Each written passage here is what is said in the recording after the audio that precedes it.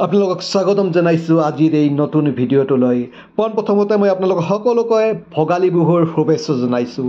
ধৰিব পাৰিছেই মোৰ ভিডিঅ'টোৰ আজি বিষয়বস্তু হ'ল ভোগালী বিহু। মই আছোঁ চাপৰৰ নিচেই কাষতে লাগি থকা তালগুৰি অঞ্চলত। তালগুৰিৰ নেশ্যনেল হাইৱেৰ কাষতে এখন খেলপথাৰ আছে তালগুৰি অঞ্চলৰ। তাতে প্ৰতি বছৰে ভোগালী বিহু উদযাপন কৰে। এই বিহু উদযাপন কৰিছে আৰু এইবাৰৰ ভোগালী বিহুৰ উৎসৱ দেখুৱাবলৈ আপোনালোকক এই ভিডিঅ'টো বনাবলৈ লৈছোঁ। ডাঙৰকৈ মেজিঘৰ বনাইছে আৰু আজিকালি এটা ট্ৰেণ্ড চলিছে যে মেজিঘৰৰ কাষতে বিভিন্ন ধৰণৰ বস্তু বনাই ৰাইজক আকৰ্ষণ কৰিবৰ কাৰণে প্ৰতীকী চিম্বল কিছুমান বনায়। তলাতল ঘৰ, কাৰেংঘৰ, জয়দৌল, চন্দ্ৰযান 3 এনেকুৱা ধৰণৰ বিভিন্ন ধৰণৰ প্ৰতীকী কিছুমান চিম্বল ইয়াত বনায়। এইবাৰ তালগুৰি অঞ্চলত কি বনাইছে চাওক, মই দেখুওৱাৰ ট্ৰাই কৰিছোঁ। এইফালে চন্দ্ৰযান 3 বনাইছে, সেইটো দূৰত মেজিঘৰ, তাৰ কাষতে বনাইছে চন্দ্ৰযান 3 চন্দ্ৰৰ বুকুত অৱতৰণ কৰাৰ দৃশ্য দেখুওৱাৰ ট্ৰাই কৰিছে।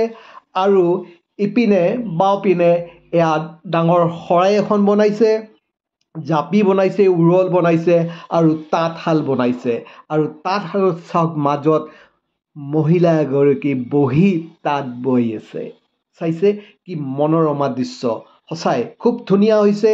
তালগুৰি অঞ্চলৰ সমূহ ৰাইজে লগ লাগি প্ৰতি বছৰে এনেকুৱা ধৰণে ভোগালী বিহু উদযাপন কৰে। কোনে কয় নামনি অসমত ভোগালী বিহু নহয়? ইয়াৰ দৃশ্যাংশ চালেই নিশ্চয় আপোনালোকে ধৰিব পাৰিছে যে চাপৰৰ কাষতে লাগি থকা তালগুৰি অঞ্চলত এনেকুৱা ধৰণৰ বিহু উদযাপন কৰে। মই চন্দ্ৰযান 3 নিশ্চয় কাষত আহিছোঁ, কাষৰ পৰা আপোনালোকক দেখুওৱাৰ ট্ৰাই কৰিছোঁ। এয়া চন্দ্ৰৰ বুকুত অৱতৰণ কৰিছে চন্দ্ৰযান 3। খুব ধুনীয়াকৈ বনাইছে, মনোৰমা হৈছে। ওচৰৰ পৰা অকণমান দেখাত অসুবিধা, কিন্তু দূৰৰ পৰা চালে সঁচাই খুব ধুনীয়া লাগে। মই আপোনালোকক অকণমান দূৰৰ পৰা দেখুওৱাৰ ট্ৰাই কৰিছোঁ। চাব, অকণমান দূৰত লৈ গৈছোঁ মোৰ কেমেৰাটো। নিশ্চয় আপোনালোকে ভাল পাইছে।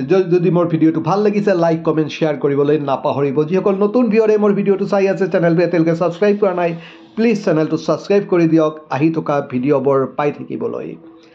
আৰু ইফালেতো আপোনালোকক দেখুৱালোঁ, ডাঙৰ শৰাই এখন বনাইছে, তাঁতশাল বনাইছে, উৰল বনাইছে।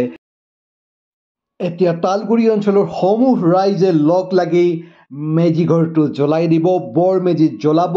কিন্তু বৰ মেজি জ্বলোৱাৰ আগত সমূহ ৰাইজ একগোট হৈ নাম প্ৰসংগ কৰি মেজিঘৰৰ চাৰিওপিনে 7 পাক ঘূৰিব আৰু 7 পাক ঘূৰা কমপ্লিট হ'লে এই বৰ মেজি জ্বলাই দিব।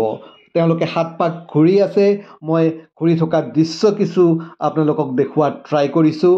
চাব, এনেকৈ পৰিক্ৰমা কমপ্লিট কৰিব। 7 বাৰ ঘূৰাৰ পিছত তেওঁলোকৰ এই বৰ মেজি সমূহীয়াভাৱে জ্বলাই দিব। মই এতিয়া বৰ মেজিৰ সন্মুখত থিয় হৈ আছোঁ আৰু এই বৰ মেজিৰ উচ্চতা কিমান জানে?